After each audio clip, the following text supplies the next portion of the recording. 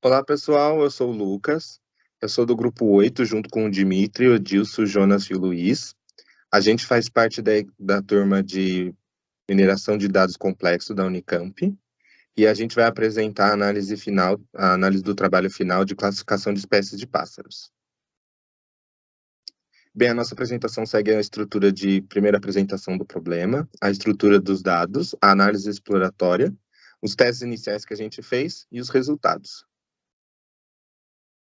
Bem, o problema é a classificação de 200 espécies de pássaros distribuindo em 12 mil imagens, na base de dados Bird Species Classification.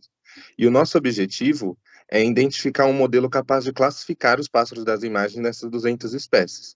Então, a gente tem um problema de classificação multiclasse, pela quantidade de classes que a gente tem.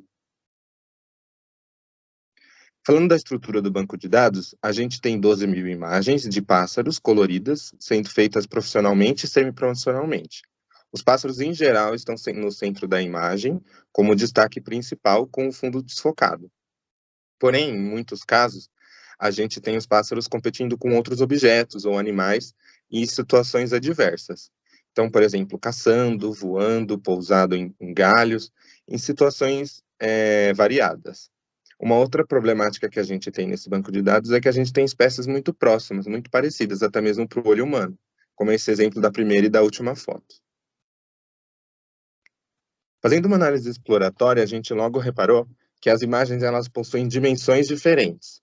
Então, aqui está como exemplo uma imagem que tem dimensões de 500 por 400 pixels, e isso varia de imagem a imagem, tanto dentro quanto entre as espécies de pássaros. Então, a gente tem aqui dois exemplos da dispersão das imagens em altura e largura em pixels, para as imagens de duas espécies diferentes.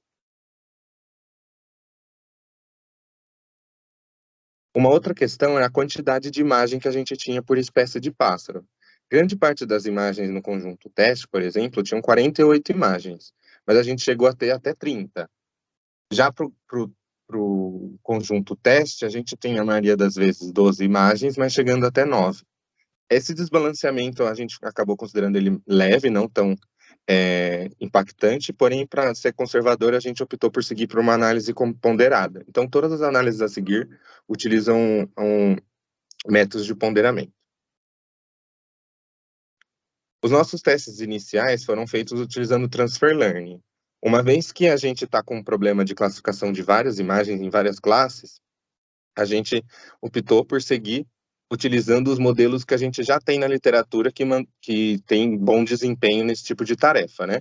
E o nosso Transfer Learning, a gente utilizou as redes neurais mais famosas, assim, e conhecidas, que são a VGG16, a EfficientNet B3, a Inception V3, a MobileNet e a ResNet 50. O método foi a leitura das imagens e a separação entre 80% treino e 20% validação. A gente utilizou em cada caso o pré-processamento respectivo ao seu modelo. Então, por exemplo, para fazer a modelagem da ResNet 50, a gente fez o pré-processamento das imagens segundo a função da ResNet 50. Além disso, a gente redimensionou as imagens para ter o mesmo tamanho e a gente seguiu com um tamanho menor de 224 por 224, para melhorar o nosso processamento dos modelos. A gente aplicou via Transfer Learning essas Deep Neural Networks e em seguida a gente utilizou como método de avaliação a acurácia balanceada, porque a gente entende que isso tem um menor desempenho para tanto avaliar a classificação quanto para o caso de muitas classes e um leve desbalanceamento. Inicialmente, nenhum modelo utilizou aumentação de dados. A gente utilizou 32 batches e seguiu com um learning rate de 0.001. Então, vendo os resultados na VGG16, na validação, a gente alcançou a acurácia balanceada de 0.53 e no teste de 0.54. Para EfficientNet, na validação, 0.72, para teste 0.73. Para a ResNet 50, a gente alcançou 0.61, 0.62. Para Inception V3, para validação 0.57, teste 0.59. Para MobileNet, na validação 0.61 e no teste 0.61 também. Vale mencionar que para os primeiros 3 modelos, para o G16, EfficientNet e ResNet 50, a gente utilizou um modelo congelado. E nos caso da Exception V3 e da MobileNet, a gente utilizou o modelo descongelado. O melhor resultado nesses testes primários foi para o EfficientNet. Então, a gente optou por seguir por 2 caminhos diferentes. Primeiro, a gente ia utilizar os 5 modelos no Ensemble, para ver e utilizar junto com técnicas de aumentação de dados para ver se a gente conseguia melhorar a nossa acurácia. E também a gente optou também por seguir melhorando o nosso modelo da EfficientNet, utilizando a aumentação de dados e também testando outros modelos da família EfficientNet, não só a B3. Então, primeiro falando do Ensemble, a gente usou as técnicas de aumentação de dado de shift de largura e de altura, de shear e de zoom. A gente seguiu utilizando o tamanho de 224 e também fez o processamento respectivo de cada modelo. De novo, se a gente utilizava o modelo ResNet, o pré-processamento era na função ResNet. A gente construiu os 5 modelos congelados e utilizamos o otimizador Adam com um learning rate de 0.001 e com Sparse Categorical Cross Entropy. Então, os resultados com aumentação de cada um dos modelos foram, na validação VGG16, 0.52 e no teste 0.54. O EfficientNet na validação 0.66 e no teste 0.68. O ResNet 50 na validação 0.59 e teste 0.60. O Inception V3 na validação 0.50 e o teste 0.52. E na MobileNet para validação 0.59 e no teste 0.60.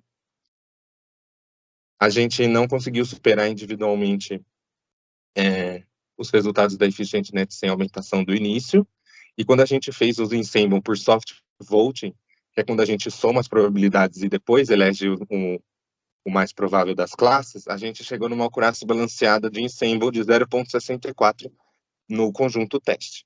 Já quando a gente faz hard voting, que é utilizar a classificação individual de cada um dos modelos como votação para escolher qual seria a classe indicada, a gente chegou com um hard voting de acurácia balanceada no conjunto teste de 0.50. Então, mesmo utilizando o Ensemble ou os modelos com aumentação de dados, a gente não conseguiu bater os resultados iniciais da EfficientNet.